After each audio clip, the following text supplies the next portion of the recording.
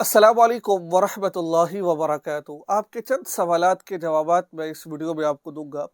سوالات تو بہت زیادہ ہوتے ہیں، لیکن کچھ سوالات جو بہت پیچیدہ اور بہت اہم سوال ہے، ان کے جوابات اس ویڈیو میں ہم آپ کو دیں گے۔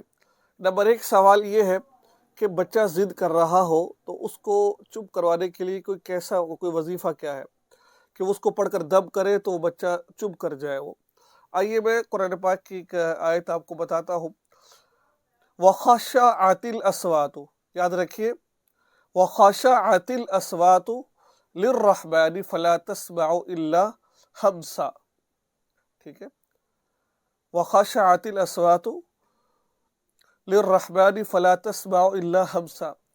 یہ وظیفہ مولانا شرف علی تھانوی رحمہ اللہ نے اپنی کتاب میں لکھا ہوا ہے کہ ضدی بچہ ہو، بچہ ضد بہت زیادہ کرتا ہو تو اس کو پڑھنے کا اہتمام کرے۔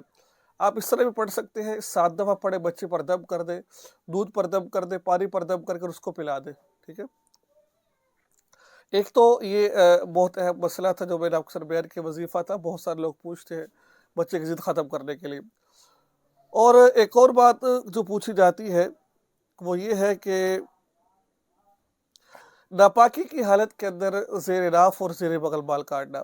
سوال کیا پوچھا جاتا ہے، پہلے سوال سن لیجئے۔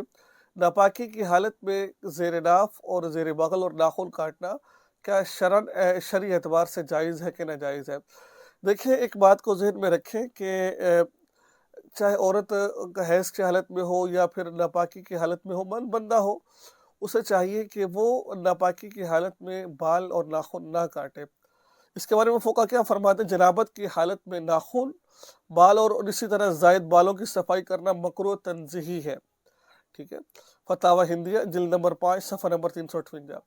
تو مکروہ تنزیہی ہے، کاٹ سکتے ہیں لیکن اچھا نہیں ہے۔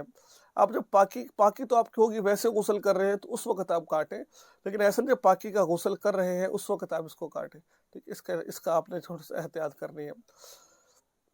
آئیے ایک اور سوال آپ کے سامنے پیش خدمت کرتے ہیں جو اکثر پوچھا جاتا ہے۔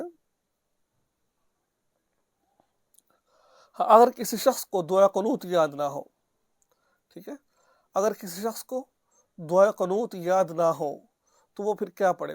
دیکھیں، دعا قنوت نماز وتر میں پڑھنا یہ واجب کا درجہ رکھتا ہے۔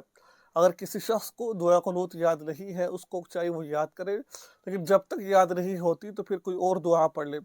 وہ دعا کیا؟ ربنا آتنا فی الدنیا حسنۃ وفی الآخرۃ حسنۃ وقنا عذاب النار، یہ دعا پڑھ لے۔ اگر یہ نہ آتی ہو تو اتنا پڑھ لے، اللہم اغفر لنا، اللہم اغفر لنا، اللہم اغفر لنا، ٹھیک ہے، اتنا پڑھ لے، 3 دفعہ پڑھے، پھر رکوع میں چلا جائے۔ لیکن یاد رکھیں، ساتھ ساتھ آپ کو وہ دعا قنوت یاد کرنا بے حد ضروری ہے۔ آئیے اور سوال کی طرف چلتے ہیں جو اکثر لوگ پوچھتے ہیں۔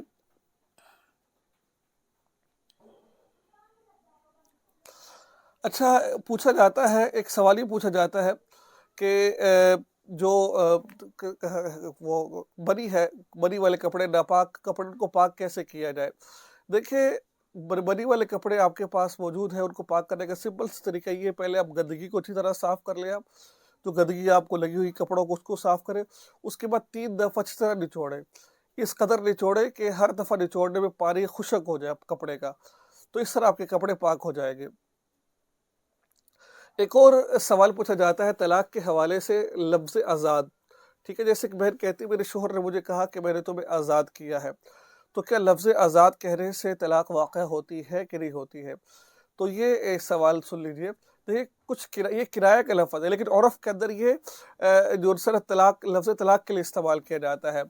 تو جیسے میں نے تمہیں فارغ کیا، اس میں جو ہے نا یہ اس میں نیت دیکھی جاتی ہے، لیکن لفظ آزاد کرنے میں جیسے طلاق کا لفظ بولا ہے، یوں ہی سمجھ جائے کہ جیسے آپ نے طلاق کا لفظ بول دیا ہے، لیکن رجعی ہوگی یہ طلاق کی۔